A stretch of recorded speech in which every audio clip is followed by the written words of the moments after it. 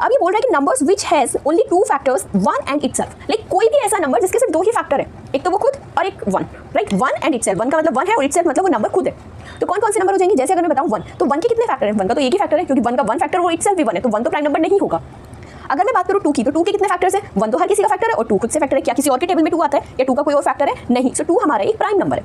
इसी तरह थ्री के फैक्टर्स कितने हैं, थ्री को वन से डिवाइड कर सकते हैं या फिर थ्री को डिवाइड कर सकते हैं, ठीक है, थ्री भी प्राइम नंबर है। अब अगर हम फोर की बात करें तो फोर के कितने फैक्टर्स है, फोर का वन फैक्टर है, फोर को हम टू से डिवाइड कर सकते हैं, फोर को हम फोर से भी डिवाइड कर सकते हैं। तो हमारा जो ये टू आ गया तो इट मींस इसके कितने फैक्टर्स हो गए, इसके तीन फैक्टर्स हो गए। बट हमें बताना था कि प्राइम नंबर्स वो होते हैं which has only two factors. अगर सिर्फ टू फैक्टर्स होते हैं और हमें यहाँ पर थ्री मिल गए तो ये वाला नंबर हमारा प्राइम नंबर नहीं होगा, करेक्ट।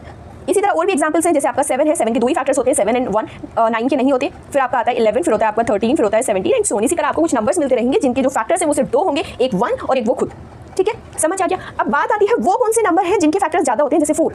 तो आ जाते हैं composite number, numbers which have more than two factors including one and itself. ऐसा नहीं कि वन और उसको खुद को हटा देना है, अगर 1 और 4 भी इंक्लूडेड है, जैसे कि मैंने एक छोटा सा एग्जांपल ले लिया 4 का। 4 के कौन कौन से फैक्टर है, 4 के फैक्टर है 1, 2 और 4 इंक्लूडिंग वन एंड इटसेल्फ, मतलब इसमें 1 भी एक फैक्टर है, 4 भी एक फैक्टर है, अलग से तो सिर्फ एक 2 है, बट फिर भी मिलकर आपके 3 फैक्टर्स हो रहे हैं जो 2 से ज्यादा हैं, तो ऐसे नंबर्स हमारे हो जाएंगे कंपोजिट फंक्शन।